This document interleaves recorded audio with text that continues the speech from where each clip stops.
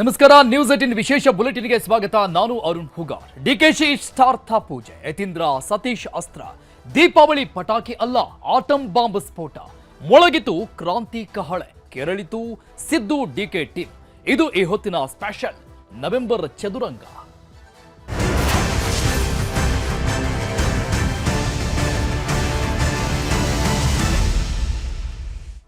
ಕಾಂಗ್ರೆಸ್ನೊಳಗೆ November ಕ್ರಾಂತಿ, ಅಧಿಕಾರ ಹಸ್ತಾಂತರ, ಸಂಪುಟ ಪುನಾರಚನೆ ಹೀಗೆ ಅನೇಕ ಚರ್ಚೆಗಳು ನಡೀತಾನೆ ಇದೆ. ಈ ಮಧ್ಯೆ ಇವತ್ತು ಡಿಕೆ ಶಿವಕುಮಾರ್ ಟೆಂಪಲ್ ರನ್ ಮಾಡಿ ಸಂಕಲ್ಪ ಸಿದ್ಧಿ ಮಾಡಿದ್ರೆ, ಮತ್ತೊಂದು ಕಡೆ ಯತೀಂದ್ರ ಸಿದ್ದರಾಮಯ್ಯ ಯಾರೂ ಊಹೆ ಮಾಡದಂತಹ ಹೇಳಿಕೆ ಕೊಟ್ಟರು. ಆ ಹೇಳಿಕೆಗೆ ಸ್ವತಃ ಡಿಸಿಎಂ ಡಿಕೆಶಿ ಶೇಕ್ ಆಗೋಗಿದ್ದಾರೆ.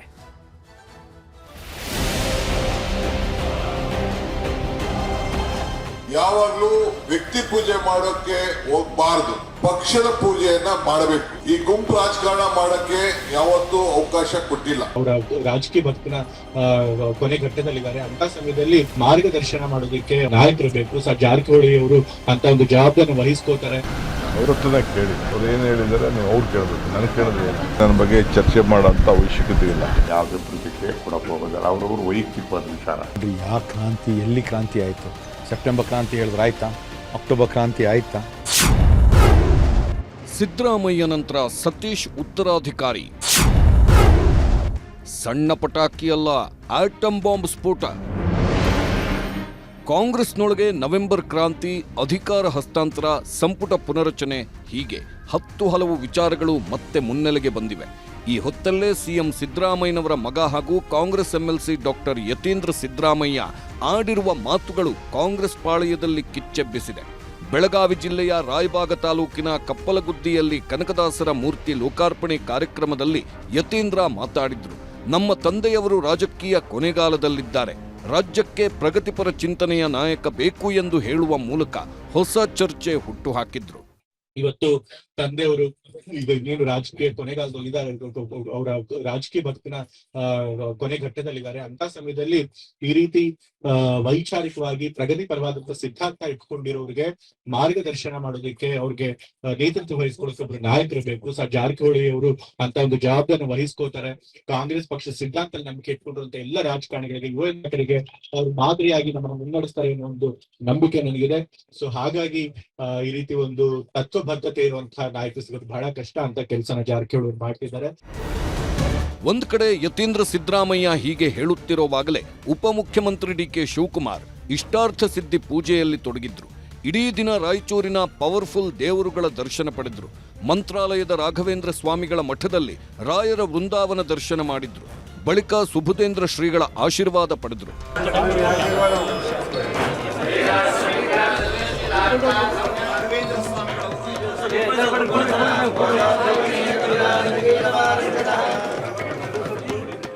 ಬೃಂದಾವನ ದರ್ಶನದ ಬಳಿಕ ಮೂಲರಾಮದೇವರ ವಿಶೇಷ ಪೂಜೆಯಲ್ಲಿ ಭಾಗಿಯಾದರು.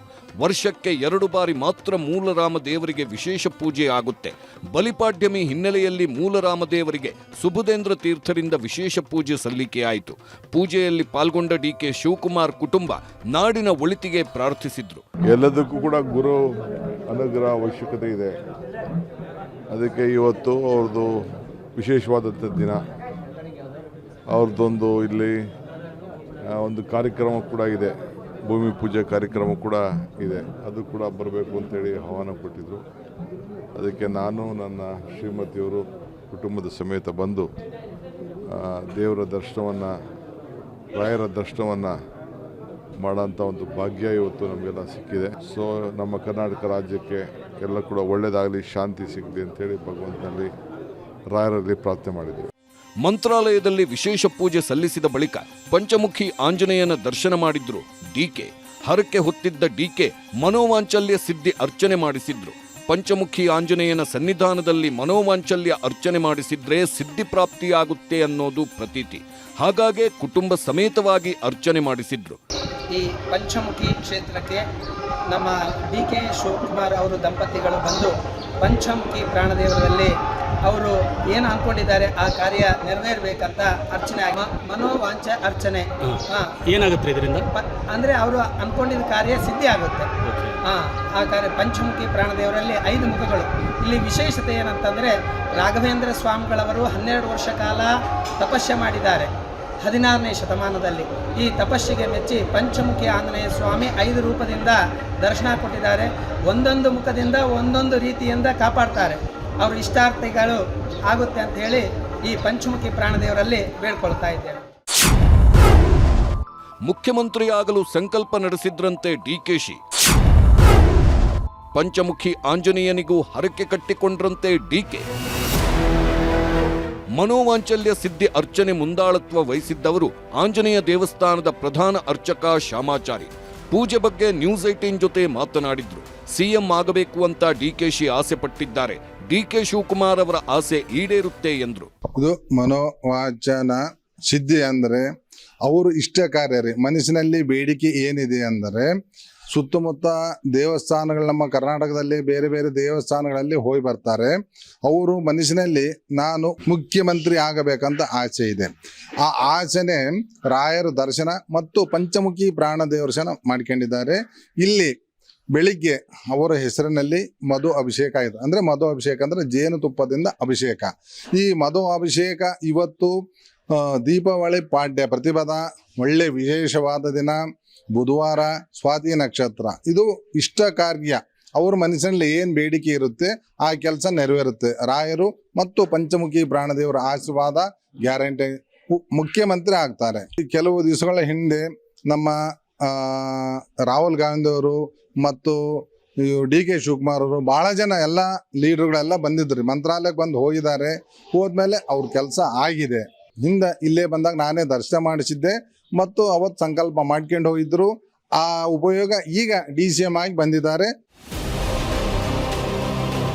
ಎಲ್ಲ ಪೂಜೆ, ಪ್ರಾರ್ಥನೆ, ಸಂಕಲ್ಪದ ಬಳಿಕ ರಾಯಚೂರು ತಾಲೂಕಿನ ಪಂಚಮುಖಿ ಗಾಣದಾಳದಲ್ಲಿ ನಡೆದ ಪಕ್ಷದ ಕಾರ್ಯಕ್ರಮದಲ್ಲಿ ಡಿಕೆ ಶಿವಕುಮಾರ್ ಪಾಲ್ಗೊಂಡಿದ್ದರು. ಪಕ್ಷನಿಷ್ಠೆ, ತ್ಯಾಗದ ಮಾತುಗಳನ್ನಾಡಿದ್ರು. ಈ ಮೂಲಕ ತ್ಯಾಗ ಮಾಡಿರುವ ಡಿಕೆಶಿಗೆ ಒಂದಲ್ಲ ಒಂದು ದಿನ ಅಧಿಕಾರ ಸಿಕ್ಕೇ ಸಿಗುತ್ತೆ ಎಂಬ ಆಶಾವಾದ ವ್ಯಕ್ತಪಡಿಸಿದ್ರು. ಪಕ್ಷದಲ್ಲಿ ಗುಂಪುಗಾರಿಕೆ ಮಾಡುವವರ ವಿರುದ್ಧ ಗರಂ ಆದ್ರು. ಪಕ್ಷಕ್ಕಿಂತ ವ್ಯಕ್ತಿ ದೊಡ್ಡವನಲ್ಲ, ಯಾರೂ ವ್ಯಕ್ತಿ ಪೂಜೆ ಮಾಡಬಾರದು ಎಂದ್ರು. ನಾನು ಯಾವಾಗಲೂ ಈ ಗುಂಪು ರಾಜಕಾರಣ ಮಾಡುವುದಕ್ಕೆ ಅವಕಾಶ ಕೊಟ್ಟಿಲ್ಲ. ಗುಂಪು ಮಾಡಬೇಕಾದ್ರೆ ಏನು ಬೇಕಾದ್ರೂ ಮಾಡಬಹುದಾಗಿತ್ತು ಎಂಬ ಸಂದೇಶ ರವಾನಿಸಿದ್ರು. ಅದೇ ಬಿಜೆಪಿಯವರ ಪರಿಸ್ಥಿತಿ ಏನಾಗಿದೆ? ಮನೇಲಿ ಕೂತ್ಕೊಂಡು ಲೆಕ್ಕ ಹಾಕೊಂಡು ಕೂತವ್ರೆ. ನೋಡ್ಕೊಂಡು ಬೀಳ್ತದೆ ಬೀಳ್ತದೆ ಬೀಳ್ತದೆ ಅಂತ ಕಾಯ್ಕೊಂಡು ಕೂತವ್ರೆ. 2028ಕ್ಕೆ ಮತ್ತೆ ಏನು ಈ ಕಾಂಗ್ರೆಸ್ ಇದೆಯಲ್ಲ, ಈ ರಾಷ್ಟ್ರದ ಜಗತ್ತ ಬಣ್ಣ, ಈ ದೇಶಕ್ಕೆ ಸ್ವಾತಂತ್ರ್ಯ ತಂದುಕೊಟ್ಟದ್ದು, ಈ ದೇಶಕ್ಕೆ ಸಂವಿಧಾನ ತಂದುಕೊಟ್ಟದ್ದು, ಈ ದೇಶಕ್ಕೆ ರಾಷ್ಟ್ರಧ್ವಜ ತಂದುಕೊಟ್ಟದ್ದು ನಿಮ್ಮ ಕಾಂಗ್ರೆಸ್ ಮತ್ತೆ ಅಧಿಕಾರಕ್ಕೆ ಬರ್ತದೆ. ಆಂಜನೇಯ ಯಾರು? ಸಮಾಜದ ಒಬ್ಬ ಸೇವಕ, ಒಬ್ಬ ತ್ಯಾಗಿ. ಸಮಾಜದಲ್ಲಿ ಯಾರು ತ್ಯಾಗ ಮಾಡ್ತಾರೆ, ಸಮಾಜದಲ್ಲಿ ಯಾರು ಸೇವೆ ಮಾಡ್ತಾರೆ, ಸಮಾಜ ಅವ್ರನ್ನ ಗುರುಸ್ತದೆ ಅನ್ನೋದಕ್ಕೆ ಈ ಪಂಚಮುಖಿ ಆಂಜನೇಯ ಸಾಕ್ಷಿ. ನಾನು ಯಾಕೆ ಈ ಮಾತು ಹೇಳ್ತಾ ಇದ್ದೀನಿ ಅಂದ್ರೆ, ನೀವೆಲ್ಲ ಕಾರ್ಯಕರ್ತರು, ಸ್ಟೇಜ್ ಮೇಲೆ ಇರ್ಬೋದು, ಕೆಳಗಡೆ ಇರ್ಬೋದು, ಯಾರು ಸಮಾಜ ಜೊತೆಯಲ್ಲಿ ಜನರ ಜೊತೆ ನಿಷ್ಪಕ್ಷಪಾತವಾಗಿ ಹೃದಯ ಶ್ರೀಮಂತಿಕೆ ಇಟ್ಕೊಂಡು ಸೇವಾ ಮನೋಭಾವ ಇಟ್ಕೊಂಡು ನೀವು ಸೇವೆ ಮಾಡ್ತೀರಿ, ಸಮಾಜ ನಿಮ್ಮನ್ನ ಗುರುಸ್ತದೆ. ನಾನು ಯಾವಾಗಲೂ ಒಂದು ಮಾತು ಹೇಳ್ತಾ ಇರ್ತೀನಿ, ಪಕ್ಷಕ್ಕಿನ್ನ ವ್ಯಕ್ತಿ ಯಾವ ಕಾರಣಕ್ಕೂ ದೊಡ್ಡವರಿಲ್ಲ. ಯಾವಾಗಲೂ ವ್ಯಕ್ತಿ ಪೂಜೆ ಮಾಡೋಕೆ ಹೋಗಬಾರ್ದು. ನೀವೇನಿದ್ರು ಪಕ್ಷದ ಪೂಜೆಯನ್ನ ಮಾಡಬೇಕು. ನಾನು ಯಾವಾಗಲೂ ಈ ಗುಂಪು ರಾಜಕಾರಣ ಮಾಡೋಕ್ಕೆ ಯಾವತ್ತೂ ಅವಕಾಶ ಕೊಟ್ಟಿಲ್ಲ. ಗುಂಪು ಮಾಡ್ಬೇಕಾದ್ರೆ ಏನು ಬೇಕಾದ್ರೂ ಮಾಡಬಹುದಾಗಿತ್ತು, ಅದರಿಂದ ಏನು ಪ್ರಯೋಜನ ಆಗಿಲ್ಲ. ಕಾಂಗ್ರೆಸ್ ಪಕ್ಷ ಇದ್ರೆ ನೀವೆಲ್ಲ. ಹೀಗೆ ಎಲ್ಲ ಕಾರ್ಯಕರ್ತರನ್ನ ಹುರಿದುಂಬಿಸಿದ ಡಿಕೆ ಶಿವಕುಮಾರ್ ಸಿದ್ದರಾಮಯ್ಯನವರ ಮಗ ಯತೀಂದ್ರ ಮಾತಿಗೂ ಟಾಂಗ್ ಕೊಟ್ರು. ಯತೀಂದ್ರ ಏನು ಹೇಳಿದ್ದಾರೆ ಅವರನ್ನೇ ಕೇಳಿ. ನನ್ನ ಬಗ್ಗೆ ಯಾರೂ ಚರ್ಚೆ ಮಾಡುವ ಅವಶ್ಯಕತೆ ಇಲ್ಲ. ನಾನು ಸಿದ್ದರಾಮಯ್ಯ ಏನು ಹೇಳಿದ್ದೇವೆ, ಪಾರ್ಟಿ ಏನು ಹೇಳುತ್ತೆ, ನಾವು ಒಟ್ಟಿಗೆ ಕೆಲಸ ಮಾಡ್ಕೊಂಡು ಹೋಗ್ತೀವಿ ಅಂತ ಹೇಳಿದ್ದೀವಿ. ಅದಕ್ಕೆ ನಾನು ಬದ್ಧನಾಗಿದ್ದೇನೆ ಎಂದ್ರು. ಅವ್ರ ಹತ್ರ ಕೇಳಿ ಅವ್ರು ಏನು ಹೇಳಿದ್ದಾರೆ ನೀವು ಅವ್ರು ಕೇಳಬೇಕು, ನನಗೆ ಕೇಳಿದ್ರೆ ನನಗೇನು ಅವಶ್ಯಕತೆ, ಯಾರು ಚರ್ಚೆ ನನ್ನ ಬಗ್ಗೆ ಚರ್ಚೆ ಮಾಡೋಂಥ ಅವಶ್ಯಕತೆ ಇಲ್ಲ. ನಾನು ಸಿದ್ದರಾಮಯ್ಯನವ್ರು ಏನು ಹೇಳಿದ್ದೀವಿ, ಪಾರ್ಟಿ ಏನು ಹೇಳ್ತದೆ ನಾವು ಒಟ್ಟಿಗೆ ಸೇರಿ ಕೆಲಸ ಮಾಡ್ಕೊಂಡು ಹೋಗ್ತೀವಿ ಅಂತ ಹೇಳಿ ಆ ಕೆಲಸಕ್ಕೆ ನಾನು ಬದ್ಧ. ಕಾಂಗ್ರೆಸ್ನಲ್ಲಿ ಕಿಚ್ಚೆಬ್ಬಿಸಿದ ಯತೀಂದ್ರ ಹೇಳಿಕೆ, ದೀಪಾವಳಿ ಮುಗಿದ್ಮೇಲೂ ಮಾತಿನ ಚಟಾಕಿ.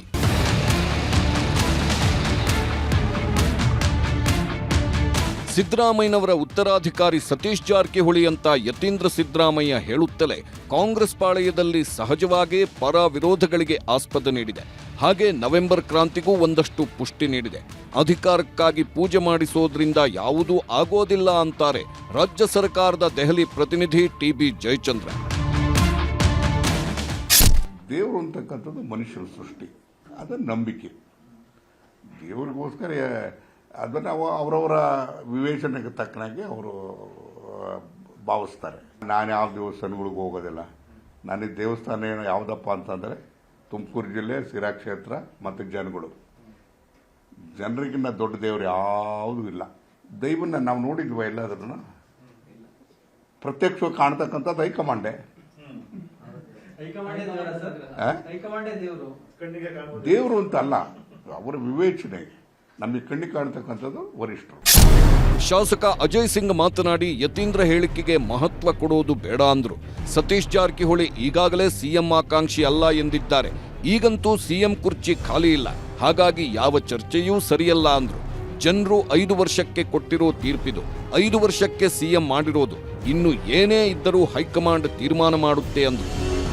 ಮಾನ್ಯ ಮುಖ್ಯಮಂತ್ರಿ ಅವರು ಕೂಡ ಆಲ್ಮೋಸ್ಟ್ ಇವಾಗ 7.5-8 ವರ್ಷ ಮುಗಿಸಿ, ಮತ್ತು ದೇವರಾಜ ಅರಸು ಲಾಂಗೆಸ್ಟ್ ಸ್ಟ್ಯಾಂಡಿಂಗ್ ಮುಖ್ಯಮಂತ್ರಿ ಏನು ಕಾಂಗ್ರೆಸ್ ಪಕ್ಷದಿಂದ ಆಗಿದ್ದರು, ಅವ್ರಿಗೂ ಮೀರಿಸ್ತಕ್ಕಂಥ ಒಂದು ಪೊಸಿಷನ್ನಲ್ಲಿ ಇವತ್ತು ಇದ್ದಾರೆ. ಮತ್ತು ಇನ್ನು ಅವರು ಸಿದ್ದರಾಮಯ್ಯ ಅವರು ಸುಮಾರು 7.5-8 ವರ್ಷ ಮುಖ್ಯಮಂತ್ರಿಯಾಗಿ ರಾಜ್ಯಕ್ಕೆ ವಿವಿಧ ಭಾಗ್ಯಗಳನ್ನು ಕೊಟ್ಟು ವಿವಿಧ ಗ್ಯಾರಂಟಿಗಳನ್ನು ಅನುಷ್ಠಾನಕ್ಕೆ ತೊಗೊಂಡು ಬಂದು ಜನಪರವಾಗಿ ಭಾಳಷ್ಟು ಕೆಲಸವನ್ನು ಮಾಡ್ತಾ ಇದ್ದಾರೆ. ಅವ್ರು ಹೇಳಿದ್ದು ಅವ್ರು ಏನು ಹೇಳಿದ್ದಾರೆ ಅಂದರೆ, ಮುಂದೆ ಬರ್ತಕ್ಕಂಥ ಎಲ್ಲ ಯುವಕರಿಗೆ ಒಂದು ಮೆಂಟರ್ಶಿಪ್ ಆಗಿ ಕಾಂಗ್ರೆಸ್ ಪಕ್ಷದ ಒಂದು ತತ್ವ ಸಿದ್ಧಾಂತ, ಒಂದು ಐಡಿಯಾಲಜಿ ಯಾವುದೇ ರೀತಿಯಿಂದ ಇರ್ತದೆ, ಮುಂದೆ ಬರ್ತಕ್ಕಂಥ ದಿನಗಳಲ್ಲಿ ಅವ್ರಿಗೆ ಒಂದು ಮೆಂಟರ್ ಆಗಿ ಇವಾಗ ಮಾಡಬೇಕು ಅಂತ ಒಂದು ರೀತಿಯಿಂದ ಮಾತಾಡಿದ್ದಾರೆ. ಆದರೆ ಅವರು ಮುಖ್ಯಮಂತ್ರಿ ಸ್ಥಾನದಲ್ಲಿ ಯಾರಾದರೂ ಒಬ್ಬರು ಬರ್ತಾರಂತ ಅವ್ರು ಹೇಳಿಲ್ಲ. ಹೀಗೆಲ್ಲ ಚರ್ಚೆಗಳು ನಡೆಯುತ್ತಿರುವಾಗಲೇ ಯತೀಂದ್ರ ಉಲ್ಟಾ ಹೊಡೆದ್ರು. ಕೊನೆಯ ದಿನ ಅಂದ್ರೆ ನಾಳೆಯೇ ಕೊನೆಯ ದಿನ ಅಲ್ಲ, 2028ರ ಚುನಾವಣೆ ಗಮನದಲ್ಲಿಟ್ಟುಕೊಂಡು ಹೇಳಿದ್ದೇನೆ ಎಂದು ಸ್ಪಷ್ಟನೆ ಕೊಟ್ಟರು. ಹಾಗೆ ಸಿದ್ದರಾಮಯ್ಯ ಹೊರತುಪಡಿಸಿದ್ರೆ ಅವರ ಸ್ಥಾನ ತುಂಬುವ ಶಕ್ತಿ ಸತೀಶ್ ಜಾರಕಿಹೊಳಿಗೆ ಖಂಡಿತ ಇದೆ. ಅದೇನಿದ್ರೂ ತಂದೆಯವರು ರಾಜಕೀಯ ನಿವೃತ್ತಿಯಾದ ಬಳಿಕ ಎಂದ್ರು. ತಂದೆಯವರು ಯಾವಾಗಲೂ ಕೂಡ ಸಾಮಾಜಿಕ ನ್ಯಾಯದಲ್ಲಿ ನಂಬಿಕೆ ಇಟ್ಕೊಂಡಿರುವಂಥದ್ದು, ಕಾಂಗ್ರೆಸ್ ಜಾತ್ಯತೀತ ಸಿದ್ಧಾಂತ ನಂಬಿಕೆ ಇಟ್ಕೊಂಡಿರೋದು. ಅದೇ ಸಿದ್ಧಾಂತಗಳಲ್ಲಿ ಸತೀಶ್ ಜಾರಕಿಹೊಳಿ ಕೂಡ ನಂಬಿಕೆ ಇಟ್ಕೊಂಡು ಅದೇ ಪ್ರಕಾರ ನಡ್ಕೊಂಡು ಹೋಗ್ತಿರೋರು. 2028 ಆದಮೇಲೆ ಚುನಾವಣೆಗೆ ತಂದೆಯವ್ರು ನಿಂತ್ಕೊಳ್ಳಲ್ಲ ಅಂತ ಹೇಳಿದ್ದಾರೆ. ಸೊ ಅದಾದಮೇಲೆ ಆ ಕಾಂಗ್ರೆಸ್ ಸಿದ್ಧಾಂತನ ಇಟ್ಕೊಂಡು, ಜಾತ್ಯತೀತ ಸಿದ್ಧಾಂತ ಇಟ್ಕೊಂಡು ಎಷ್ಟೊಂದು ಜನ ರಾಜಕಾರಣಿಗಳು ಇದ್ದಾರೆ ನಮ್ಮ ಪಕ್ಷದಲ್ಲಿ, ಬಹಳಷ್ಟು ಯುವ ರಾಜಕಾರಣಿಗಳಿದ್ದಾರೆ. ಸೊ ಅವ್ರನ್ನೆಲ್ಲ ಅವ್ರು ಲೀಡ್ ಮಾಡಲಿ, ಅವ್ರಿಗೆಲ್ಲರೂ ಮಾರ್ಗದರ್ಶನ ಕೊಡಲಿ ಅಂತ ಅಷ್ಟೇ. ನಾನು 2028 ಗಮನದಲ್ಲಿ ಇಟ್ಕೊಂಡು ನಾನು ಹೇಳಿದ್ದು ಕೊನೆ ದಿನ ಅಂತಂತಂದ್ರೆ ನಾಳೆ ಕೊನೆ ದಿನ. ಸೈದ್ಧಾಂತಿಕವಾಗಿ ರಾಜಕಾರಣ ಮಾಡೋರಿಗೆ ಅವರು ಲೀಡ್ ಮಾಡಲಿ, ಯಾಕಂದ್ರೆ ಕೂಡ ಅವರು ಕೂಡ ಒಬ್ಬ ಸೈದ್ಧಾಂತಿಕ ರಾಜಕಾರಣಿ. ಸೊ ಅಂಥವ್ರನ್ನ ಅವ್ರು ಲೀಡ್ ಮಾಡಲಿ. ಒಂದ್ ಕಡೆ ನವೆಂಬರ್ ಕ್ರಾಂತಿ ಮಾತು, ಇನ್ನೊಂದು ಕಡೆ ಪುನರಚನೆ ಸರ್ಕಸ್, ಅಷ್ಟೊತ್ತಿಗಾಗಲೇ ಪೂರ್ಣಾವಧಿ ಸಿಎಂ ಮಾತು. ಹೀಗೆ ದಿನದಿನಕ್ಕೂ ಕಾಂಗ್ರೆಸ್ನಲ್ಲಿ ಹೊಸ ಪಟಾಕಿಗಳು ಸಿಡಿಯುತ್ತಲೇ ಇವೆ. ಸಣ್ಣ ಪುಟ್ಟ ಪಟಾಕಿಗಳ ಮಧ್ಯೆ ಆಟಂ ಬಾಂಬ್ ಹಾಕಿಬಿಟ್ಟಿದ್ದಾರೆ ಡಾಕ್ಟರ್ ಯತೀಂದ್ರ. ಹಾಗಾಗಿ ಕಾಂಗ್ರೆಸ್ ಪಾಳೆಯದಲ್ಲಿನ ಮುಂದಿನ ಚಟುವಟಿಕೆಗಳು ಕುತೂಹಲ ಕೆರಳಿಸಿವೆ. Bureau report, news 18. ಒಂದು ಕಡೆ ಡಿಸಿಎಂ ಡಿಕೆ ಶಿವಕುಮಾರ್ ಅವರ ಕಡೆಯಿಂದ ರಾಯಚೂರಿನ ಮಂತ್ರಾಲಯದಲ್ಲಿ ಮನೋವಾಂಚಲ್ಯ ಸಿದ್ಧಿ ಸಂಕಲ್ಪ ಪೂಜೆ ಪುನಸ್ಕಾರ ಅಭಿಷೇಕಗಳು ನಡೀತಾ ಇದ್ರೆ, ಮತ್ತೊಂದು ಕಡೆ ಈ ಪೂಜೆಗಳನ್ನು ಮಾಡಿಸಿದಂತಹ ಆಚಾರ್ಯರು ಇದಕ್ಕೆ ಸ್ಪಷ್ಟನೆ ಕೊಟ್ಟರು. ಸಿಎಂ ಆಗೇ ಆಗ್ತಾರೆ ಡಿಕೆ ಶಿವಕುಮಾರ್ ಕೆಲವೇ ದಿನಗಳಲ್ಲಿ ಅಂತ. ಅಟ್ ದ ಸೇಮ್ ಟೈಮ್ ಬೆಳಗಾವಿಯಲ್ಲಿ ನಿಂತ್ಕೊಂಡಂತಹ ಸಿಎಂ ಸಿದ್ದರಾಮಯ್ಯನವರ ಮಗ ಯತೀಂದ್ರ ಸಿದ್ದರಾಮಯ್ಯನವರು ಕೊಟ್ಟಂತಹ ಆ ಒಂದು ಹೇಳಿಕೆ ಕೊನೆಗಾಲದಲ್ಲಿದ್ದಾರೆ ನಮ್ಮ ತಂದೆಯವರು, ಮುಂದಿನ ಚುಕ್ಕಾಣಿಯನ್ನ, ಅಧಿಕಾರವನ್ನ, ನಾಯಕತ್ವವನ್ನ ಸತೀಶನ್ನ ವಹಿಸಿಕೊಳ್ತಾರೆ ಅನ್ನುವಂಥ ವಿಚಾರವಾಗಿ. ಹಾಗಾದ್ರೆ ಇದು ಹೈಕಮಾಂಡ್ಗೆ ಕೊಟ್ಟಂತಹ ಮೆಸೇಜಾ? ಸಿಎಂ ಸಿದ್ದರಾಮಯ್ಯನವರ ಸಿಎಂ ಕುರ್ಚಿ ತಂಟೆಗೆ ಕಾಂಗ್ರೆಸ್ ಹೈಕಮಾಂಡ್ ಬರಬಾರ್ದು ಅನ್ನುವಂಥ ನಿಟ್ಟಿನಲ್ಲಿ ಇನ್ ಕೇಸ್ ಬಂದ್ರೆ ಹೈಕಮಾಂಡ್ ನಮ್ಮಲ್ಲೂ ಕೂಡ ಪರ್ಯಾಯವಾದಂತಹ ನಾಯಕತ್ವ ರೆಡಿ ಇದೆ, ಅಹಿಂದ ನಾಯಕರಾಗಿ ಮತ್ತೊಬ್ಬರನ್ನ ನಾವು ರೆಡಿ ಮಾಡಿಕೊಂಡಿದ್ದೀವಿ ಅನ್ನುವಂಥ ಮೆಸೇಜ್ ಅನ್ನ ಯತೀಂದ್ರ ಸಿದ್ದರಾಮಯ್ಯನವರ ಕಡೆಯಿಂದ ಸಿಎಂ ಸಿದ್ದರಾಮಯ್ಯನವರು ಕೊಡಿಸಿದ್ರ. ಯಾಕಂದ್ರೆ ಕೆಲವೇ ದಿನಗಳಲ್ಲಿ, ಒಂದು ವಾರ ಕಳೆದ್ರೆ ನವೆಂಬರ್ ಎಂಟ್ರಿ ಆಗ್ತಾ ಇದೆ. ಈಗಾಗಲೇ ಎದ್ದಿರುವಂತಹ ದೊಡ್ಡ ಮಟ್ಟದ ಚರ್ಚೆ ನವೆಂಬರ್ ಕ್ರಾಂತಿ ಏನಿದೆ, 8 ದಿನಗಳ ನಂತರದಲ್ಲಿ ನವೆಂಬರ್ ಎಂಟ್ರಿ ಆಗ್ತಾ ಇರೋ ಹಿನ್ನೆಲೆಯಲ್ಲಿ ಈ ಟೈಮ್ನಲ್ಲಿ ಸರಿಯಾದಂತಹ ಟೈಮನ್ನು ನೋಡಿಕೊಂಡು ಯತೀಂದ್ರ ಸಿದ್ದರಾಮಯ್ಯನವರು ಒಂದು ಕಡೆ ಡಿ ಕೆ ಶಿವಕುಮಾರ್ ಅವರ ಸಂಕಲ್ಪ ಪೂಜೆ ಅಭಿಷೇಕದ ವಿಚಾರವನ್ನ ನೋಡ್ತಾ ಇದ್ದಂಗೆನೆ ಸೇಮ್ ಟೈಮ್ನಲ್ಲಿ ಕೊಟ್ಟಂತಹ ಈ ಒಂದು ಹೇಳಿಕೆ ಮುಂದಿನ ದಿನಗಳಲ್ಲಿ ಯಾವ ರೀತಿಯಾದಂತಹ ರಾಜಕೀಯ ಬೆಳವಣಿಗೆಗಳಿಗೆ ಕಾರಣ ಆಗುತ್ತೆ ಅನ್ನೋದನ್ನ ಕೆಲವೇ ದಿನಗಳಲ್ಲಿ ನವೆಂಬರ್ ಬಂದ ನಂತರದಲ್ಲಿ ನೋಡೋಣ. ಇನ್ನು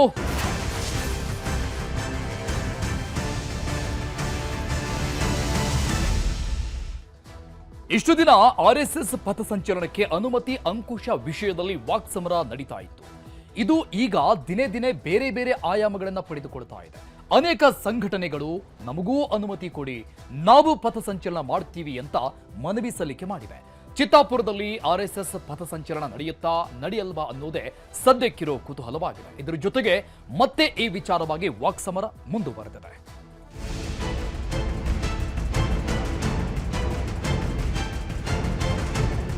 ಅದು ಏನಿದೆ ಕಾಗದ, ರಿಜಿಸ್ಟ್ರೇಷನ್ ಡಾಕ್ಯುಮೆಂಟ್ ನನ್ನ ಮುಖದ ಮೇಲೆ ಎಸ್ಬಿಡಿ, ಮುಗ್ದೆ ಹೋಯ್ತಲ್ಲ. ಆಪಾದನೆ ಇದೆಯಲ್ಲ ನಿಮ್ಮ ಮೇಲೆಲ್ಲ, ಅಧಿಕಾರದ ದುರ್ಬಳಕೆ, ಎಲ್ಲೆಲ್ಲಿ ಎಷ್ಟು ಸಂಪಾದನೆ ಆಗಿದೆ, ನಿಮ್ಮ ಸಂಪಾದನೆ ಎಲ್ಲೆಲ್ಲಿಂದ ಬಂತು ಅಂತ ಕೇಳಿದಕ್ಕೆ ಏನೂ ಉತ್ತರ ಇಲ್ಲ. ರಾಜ್ಯದಲ್ಲಿ RSS ವರ್ಸಸ್ ಕಾಂಗ್ರೆಸ್ ಮಧ್ಯೆ ಕಾನೂನು ಹೆಸರಲ್ಲಿ ದೊಡ್ಡ ಸಂಚಲನವೇ ಸೃಷ್ಟಿಯಾಗಿದೆ. ಇಷ್ಟು ದಿನ RSS ಪಥಸಂಚಲನಕ್ಕೆ ಅನುಮತಿ ಅಂಕುಶ ವಿಷಯದಲ್ಲಿ ವಾಕ್ಸಮರ ನಡೆಯುತ್ತಿತ್ತು. ಈಗ RSS ಆಸ್ತಿ ಎಷ್ಟು, ದೇಣಿಗೆ ಲೆಕ್ಕ ಎಷ್ಟು, ಯಾಕೆ ನೋಂದಣಿ ಆಗ್ತಿಲ್ಲ, ತೆರಿಗೆ ಯಾಕೆ ಕಟ್ತಿಲ್ಲ ಅನ್ನೋ ಹಂತಕ್ಕೆ ಬಂದು ನಿಂತಿದೆ. RSSನವರು ಪಥಸಂಚಲನಕ್ಕೆ ಯಾಕೆ ನೋಂದಣಿ ಪತ್ರ ಕೊಡ್ತಿಲ್ಲ ಅಂತ ಪ್ರಿಯಾಂಕ್ ಖರ್ಗೆ ಪ್ರಶ್ನೆ ಹಾಕಿದ್ದಾರೆ. ತಾವೇ ಹಾಕಿದ ಪ್ರಶ್ನೆಗೆ ತಾವೇ ಉತ್ತರನೂ ಕೊಟ್ಟಿದ್ದಾರೆ ಪ್ರಿಯಾಂಕ್ ಖರ್ಗೆ. ಅದು ಏನಿದೆ ಕಾಗದ, ರಿಜಿಸ್ಟ್ರೇಷನ್ ಡಾಕ್ಯುಮೆಂಟ್ ನನ್ನ ಮುಖದ ಮೇಲೆ ಎಸ್ಬಿಡಿ, ಮುಗ್ದೆ ಹೋಯ್ತಲ್ಲ. RSS ರಿಜಿಸ್ಟ್ರೇಷನ್ ಡಾಕ್ಯುಮೆಂಟನ್ನು ಪ್ರಿಯಾಂಕರ್ಗೆ ಮುಖದ ಮೇಲೆ ಎಸ್ಬಿಡಿ. ತಗೊಳ್ಳೋ, ಇದು ಡಾಕ್ಯುಮೆಂಟ್ ಇದೆ ನೋಡು, ರಿಜಿಸ್ಟರ್ಡ್ ಡಾಕ್ಯುಮೆಂಟ್ ಇದೆ, ಅಧಿಕೃತ ಸಂಘಟನೆ ಇದೆ ನಮ್ಮದು ಅಂತ ಹೇಳಿದ್ರೆ ಮುಗ್ದೆ ಹೋಗ್ತದಲ್ಲ ಸ್ವಾಮಿ. RSSಗೆ ಯಾರು ಪ್ರಾಯೋಜಕತ್ವ ಇದೆ, ಯಾರಾದ್ರೂ ಪ್ರೊಡ್ಯೂಸರ್ ಡೈರೆಕ್ಟರ್ ಯಾರು? ಈಗ ಈ ಅನ್ರಿಜಿಸ್ಟರ್ಡ್ ಆರ್ಗನೈಸೇಷನಿಗೆ ಎಲ್ಲಿಂದ ಬರ್ತಾ ಇದೆ ಸರ್ ದುಡ್ಡು? ಬಟ್ಟೆ ಹೊಲಿಸ್ಕೊಳ್ಳಿಕ್ಕೆ, ಮಾರ್ಚ್ ಮಾಡಲಿಕ್ಕೆ, ಆ ಡ್ರಮ್ ತೊಗೊಳಕ್ಕೆ, ಆ ಟ್ರಂಪೆಟ್ ತೊಗೊಳ್ಳಿಕ್ಕೆ, ಆ ಬಿಲ್ಡಿಂಗ್ ಕಟ್ಟಲಿಕ್ಕೆ ಎಲ್ಲಿಂದ ಬರ್ತಾ ಇದೆ sir? If you are unregistered, how is it, how are you getting the money? ಏನಾದರೂ ರಿಜಿಸ್ಟರ್ ಆಗಿಬಿಟ್ರೆ ನೀವು ಟ್ಯಾಕ್ಸ್ ಕಟ್ಟಬೇಕು, ನೀವು ಕಂಪ್ಲೈನ್ಸಸ್ ಮಾಡಬೇಕು, ನೀವು ರಿಜಿಸ್ಟ್ರಾರ್ ಆಫ್ ಕಂಪನೀಸಿಗಿರ್ಬೋದು, ಸೊಸೈಟಿ ರಿಜಿಸ್ಟ್ರೇಷನ್ ಆ್ಯಕ್ಟ್ ಟೆಂಡರ್ ಇರ್ಬೋದು, NGO ಆ್ಯಕ್ಟ್ ಟೆಂಡರ್ ಇರ್ಬೋದು, ನಿಮ್ಮ ಫಾರಿನ್ ದೇಣಿಗೆಗಳು, ನಿಮ್ಮ ಇಲ್ಲಿ ಖಾಸಗಿ ದೇಣಿಗೆಗಳು, ಡೊಮೆಸ್ಟಿಕ್ ಫಂಡಿಂಗ್ ಇರ್ಬೋದು, ಎಲ್ಲನೂ ನೀವು ಕೊಡಬೇಕಾಗುತ್ತಲ್ಲ. ಅದಕ್ಕೆ ಅವ್ರು ರಿಜಿಸ್ಟರೇ ಆಗ್ತಾ ಇಲ್ಲ. RSS ಸಂಸ್ಥೆ ನೋಂದಣಿ ಆದರೆ ತೆರಿಗೆ ಕಟ್ಟಬೇಕು, ದೇಣಿಗೆ ಲೆಕ್ಕ ಕೊಡಬೇಕು, ಅದಕ್ಕೆ ಎಲ್ಲವನ್ನ ಮುಚ್ಚಿಟ್ಟು ನೋಂದಣಿ ಮಾಡಿಕೊಳ್ತಿಲ್ಲ ಅನ್ನೋದು ಪ್ರಿಯಾಂಕ್ ಖರ್ಗೆ ಆರೋಪ. ಆದರೆ ಖರ್ಗೆ ಆರೋಪಕ್ಕೆ ಬಿಜೆಪಿ ಶಾಸಕ ಅಶ್ವತ್ಥ ನಾರಾಯಣ್ ತಿರುಗೇಟು ಕೊಟ್ಟರು. ಅವ್ರ ಹೆಸರಲ್ಲಿ ಎಲ್ಲಿದೆ ಬಿಲ್ಡಿಂಗ್ ಅಂತ ಒಂಚೂರು ಹುಡುಕೊಂಬರಕ್ಕೆ ಹೇಳಿ ಅವ್ರಿಗೆ. ಪ್ರಿಯಾಂಕ್ ಖರ್ಗೆ ಅವ್ರ ಹೆಸರಲ್ಲಿ ಎಲ್ಲರೂ ಒಂದು ಬಿಲ್ಡಿಂಗ್ ಇದೆ ಅಂತ ಹೋಗಿ ನೋಡ್ಕೊಂಬಂದು, ಅವರು ಪ್ರಚಾರಕರು ಮನೆ ಮಠ ಎಲ್ಲ ಬಿಟ್ಟು ದೇಶಕ್ಕಾಗಿ ತಮ್ಮ ಜೀವನವನ್ನೇ ಅರ್ಪಣೆ ಮಾಡಿಕೊಂಡು ಸಮಾಜಮುಖಿಯಾಗಿ ಕೆಲಸ ಮಾಡ್ತಾರೆ. ನಿಮ್ಮಂಗೆ ಮಲ್ಲಿಕಾರ್ಜುನ್ ಖರ್ಗೆ ಅವರ ಮಗನಾಗಿ ಅರ್ಹತೆನೆ ಅದು. ಅವ್ರ ಹೆಸರಿನಲ್ಲಿ ಬದುಕೊಂಡು ಬಾಳ್ತಿರೋ ನೀವು. RSSನಲ್ಲಿ ಯಾವ ಆಸ್ತಿನೂ ಇಲ್ಲ, ಗೊತ್ತಿರಲಿ ನಿಮಗೆ. RSS ಯಾರಿಂದನೂ ನಿಮ್ಮಾಗೆ ಎಲ್ಲ ಇದೆಯಲ್ಲ, ಆಪಾದನೆ ಇದೆಯಲ್ಲ ನಿಮ್ಮ ಮೇಲೆಲ್ಲ, ಅಧಿಕಾರದ ದುರ್ಬಳಕೆ, ಎಲ್ಲೆಲ್ಲಿ ಎಷ್ಟು ಸಂಪಾದನೆ ಆಗಿದೆ, ನಿಮ್ಮ ಸಂಪಾದನೆ ಎಲ್ಲೆಲ್ಲಿಂದ ಬಂತು ಅಂತ ಕೇಳಿದಕ್ಕೆ ಏನೂ ಉತ್ತರ ಇಲ್ಲ. ಶ್ರೀಮಂತರು ಏನು ಶ್ರೀಮಂತರಪ್ಪ ಇವರು? ಅಗರ್ಭ ಶ್ರೀಮಂತರ, ತಲೆಂತರದಿಂದ ಅಗರ್ಭ ಶ್ರೀಮಂತರು. ಶ್ರೀಮಂತರು. ಹಾಗಾಗಿ ಎಲ್ಲ ನಿಮಗೆ ವಂಶ ಪಾರಂಪರೆಯಾಗಿ ಹಣ ಬಂದಿತ್ತು. ತುಂಬ ಒಳ್ಳೆ ಉದ್ಯಮಿಗಳು, ನೀವು ಒಳ್ಳೆ ಸಂಪಾದನೆ ಮಾಡಿರೋರು. ಹಾಗಾಗಿ ನಿಮಗೆ ನಿಮ್ಮ ಬೆನ್ನು ನೋಡ್ಕೊಳ್ಳಿ, ನಿಮ್ಮ ಹಿನ್ನೆಲೆ ನೋಡ್ಕೊಳ್ಳಿ, ನಿಮ್ಮ ಬೆನ್ನು ನೋಡ್ಕೊಳ್ಳಿ, ನಿಮ್ಮ ನಡವಳಿಕೆಗಳು ನೋಡ್ಕೊಳ್ಳಿ. ಆರ್ಎಸ್ಎಸ್ ಹೆಸರಲ್ಲಿ ನಡೆಯುತ್ತಿರುವ ಕಾಂಗ್ರೆಸ್ ಬಿಜೆಪಿ ನಾಯಕರ ವಾಕ್ಸಮರ ಇಷ್ಟಕ್ಕೆ ಮುಗಿಯಲಿಲ್ಲ. ನಿನ್ನೆಯಷ್ಟೇ ಸಚಿವ ಪ್ರಿಯಾಂಕ್ ಖರ್ಗೆ ಬಿಜೆಪಿಯವರು ಸರ್ಕಾರ ನಡೆಸುತ್ತಿದ್ದಾಗ ಹೈಕಮಾಂಡ್ಗೆ ಕಪ್ಪ ಕಾಣಿಕೆ ಕೊಡ್ತಿದ್ರು ಅಂತ ಪೋಸ್ಟ್ ಹಾಕಿದ್ರು. ಮಾಜಿ ಮುಖ್ಯಮಂತ್ರಿ ಯಡಿಯೂರಪ್ಪ ಮತ್ತು ಮಾಜಿ ಕೇಂದ್ರ ಸಚಿವ ದಿವಂಗತ ಅನಂತಕುಮಾರ್ ಮಾತಾಡಿದ್ದ 2017ರ ವಿಡಿಯೋವನ್ನು ಶೇರ್ ಮಾಡಿ ಕಪ್ಪ ಸಲ್ಲಿಸುತ್ತಿದ್ರು ಅಂದಿದ್ರು. ಇದಕ್ಕೆ ದಿವಂಗತ ಅನಂತಕುಮಾರ್ ಪುತ್ರಿ ಐಶ್ವರ್ಯ ಅನಂತಕುಮಾರ್ ಎಕ್ಸ್ನಲ್ಲಿ ತಿರುಗೇಟು ಕೊಟ್ಟಿದ್ದಾರೆ. ಪ್ರಿಯಾಂಕ್ ಖರ್ಗೆ ಅವರೇ, ಆರ್ಎಸ್ಎಸ್ಗೆ ಮಸಿ ಬಳಿಯುವ ನಿಮ್ಮ ವಿಫಲ ಪ್ರಯತ್ನ ನಡೆಯುತ್ತಿದೆ. ನೀವು ಹಾಕಿರುವ ವಿಡಿಯೋದಲ್ಲಿ ನಿಮ್ಮ ಪಕ್ಷದ ಹೈಕಮಾಂಡ್ ಮತ್ತು ಕಾಂಗ್ರೆಸ್ ಸಿಎಂ ಒಬ್ಬರ ಕುಖ್ಯಾತ ಡೈರಿಯ ಬಗ್ಗೆ ಮಾತಾಡಿದ್ದು, ಅವರಿಗೆ ನೀಡಲಾದ ದೊಡ್ಡ ಪ್ರಮಾಣದ ಲಂಚದ ಬಗ್ಗೆ ಇದೆ. ಅದನ್ನ ನಾನು ನಿಮಗೆ ನೆನಪಿಸುತ್ತೇನೆ. ನಿಮ್ಮ ಈ ಟ್ವೀಟ್ ನಿಮ್ಮ ಸ್ವಂತ ನಾಯಕರನ್ನೇ ಕಾಡುವಂತೆ ಮಾಡಿದ್ದು ಸತ್ಯ ತಾನೇ ಬಹಿರಂಗಪಡಿಸಿಕೊಳ್ಳಲಿದೆ, ನೆನಪಿಡಿ ಅಂತ ಪೋಸ್ಟ್ ಹಾಕಿದ್ದಾರೆ. ಅನಂತಕುಮಾರ್ ಪುತ್ರಿ ಹೇಳಿಕೆಗೆ ಪ್ರಿಯಾಂಕ್ ಖರ್ಗೆ FSL ರಿಪೋರ್ಟ್ ನೋಡಿ ಅಂತ ಟಾಂಟ್ ಕೊಟ್ರು. ನೋಡಿ, ನಾನು ಹೆಚ್ಚು ಅವ್ರ ಬಗ್ಗೆ ನನಗೆ ಗೊತ್ತಿಲ್ಲ. ವಕೀಲರಿದ್ದಾರೆ ಅಂತ ಕೇಳ್ಪಟ್ಟಿದ್ದೀನಿ ಅಷ್ಟೇ. ರಾಜಕೀಯದಲ್ಲಿ ಇದ್ದಾರೋ ಇಲ್ಲೋ ಗೊತ್ತಿಲ್ಲ ನನಗೆ. ಆದರೆ ದುರ್ದೈವ, ಆ ವಿಡಿಯೋನಲ್ಲಿ ಶ್ರೀ ದಿವಂಗತ ಅನಂತಕುಮಾರ್ ಅವರು ಇರೋದು ಸತ್ಯ. ಅದರ ಯಾರ ಧ್ವನಿ ಅಂತ ಅವಾಗಿನ ACB ಫೊರೆನ್ಸಿಕ್ ರಿಪೋರ್ಟು ಇದೆ. ಅವರ ಕುಟುಂಬಕ್ಕೆ BJPಯವರು ಹೇಗೆ ನಡ್ಕೊಂಡ್ರು ಕೂಡ ಅಂತ ಜನ ಚರ್ಚೆ ಮಾಡ್ತಾ ಇದ್ದಾರೆ. ಸೊ ನನಗಿಂತ ಚೆನ್ನಾಗಿ ಅವ್ರಿಗೆ ಗೊತ್ತಿದೆ. I don't think I should be commenting on that. RSS ಆಸ್ತಿ ಲೆಕ್ಕದಿಂದ ಹಿಡಿದು ರಾಜಕೀಯ ಪಕ್ಷಗಳು ಹೈಕಮಾಂಡ್ಗೆ ಕಪ್ಪ ಕಾಣಿಕೆ ಕೊಡುತ್ತಿದ್ದಾರೆ ಅನ್ನೋ ಮಟ್ಟಿಗೆ ರಾಜ್ಯದಲ್ಲಿ ರಾಜಕೀಯ ಯುದ್ಧ ಬೆಳೀತಾನೆ ಹೋಗ್ತಿದೆ. ಇನ್ನೊಂದು ಕಡೆ ನವೆಂಬರ್ 2ರಂದು ಚಿತ್ತಾಪುರದಲ್ಲಿ ಆರ್ಎಸ್ಎಸ್ ಪಥಸಂಚಲನಕ್ಕೆ ಸಜ್ಜಾಗಿದೆ. ಇದಕ್ಕೆ ಕೌಂಟರ್ ಕೊಡೋದಕ್ಕೆ ಮತ್ತೊಂದು ದಲಿತ ಸಂಘಟನೆ ಎಂಟ್ರಿ ಕೊಟ್ಟಿದೆ. ಈ ಹಿಂದೆ ಭೀಮ್ ಆರ್ಮಿ ಅವರು ಅನುಮತಿ ಕೇಳಿದ್ರು. ಈಗ ನವೆಂಬರ್ 2ರಂದೇ ನಾವು ಪಥಸಂಚಲನ ಮಾಡ್ತೀವಿ ಅಂತ ಭಾರತೀಯ ದಲಿತ ಪ್ಯಾಂಥರ್ ಸಂಘಟನೆ ಮುಂದಾಗಿದೆ. ಅನುಮತಿ ಕೊಡದಿದ್ರೆ ಮುಂದಾಗುವ ಅನಾಹುತಕ್ಕೆ ಜಿಲ್ಲಾಡಳಿತದ ಆಡಳಿತವೇ ಹೊಣೆ ಅಂತ ಎಚ್ಚರಿಕೆ ಕೊಟ್ಟಿದೆ.